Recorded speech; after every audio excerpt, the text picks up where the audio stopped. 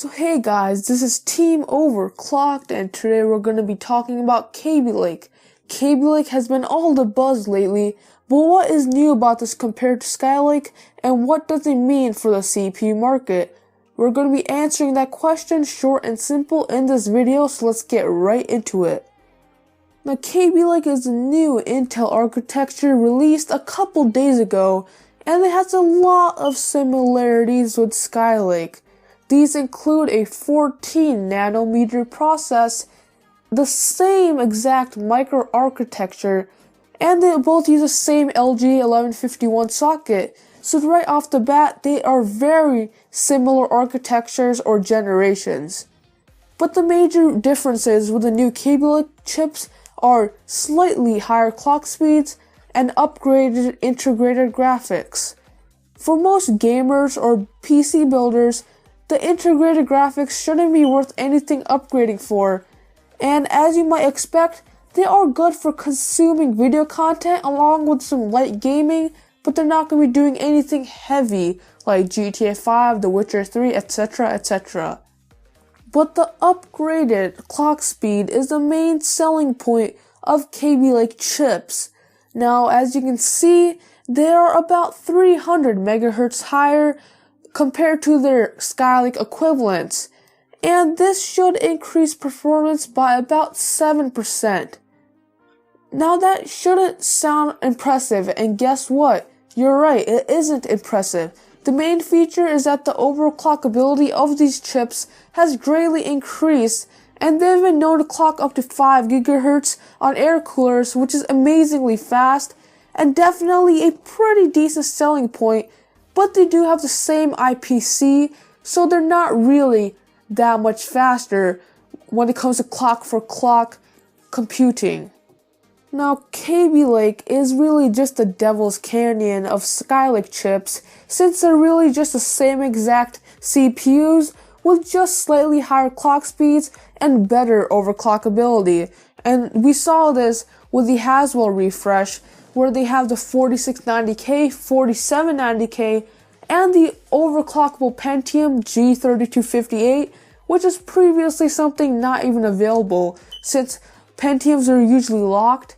And this is seen again with Kabylake, since now they have an i3 that is overclockable, and that is basically like the Pentium G3258, but this time with the i3 sticker on it.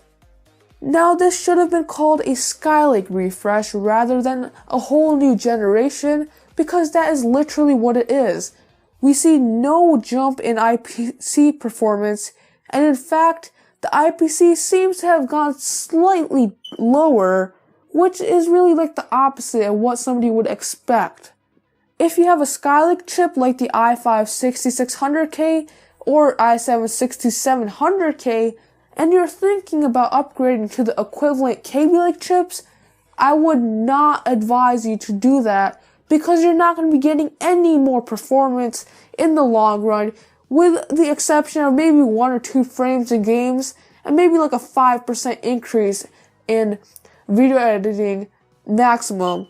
And if you really want to see the increase, you should just spend it on, let's say, a Cryorig H7 or some better air cooler, and you could just overclock your current CPU to reach these Kabylake performance heights. Of course, these new Kabylake CPUs do have some other features that the Skylake CPUs did not have, like the support with the new 200 series motherboards, Thunderbolt 3 support, and native HD CP 2.2 support for 4K playback, etc.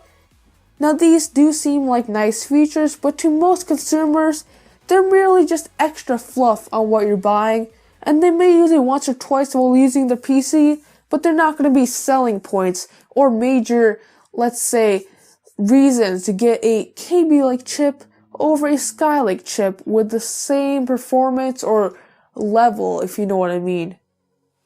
Now, what do all these fancy numbers and phrases mean to the average consumer? Well, it leaves a large gap to be filled with innovation in the CPU market, and it seems like AMD Ryzen is going to be the savior for all the budget and even mid-range builders.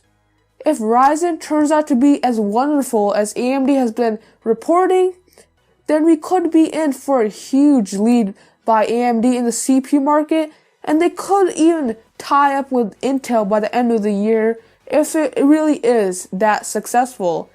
This could finally wake up Intel from their nap and push real hard innovation from both companies, creating the best deals and products for the consumer.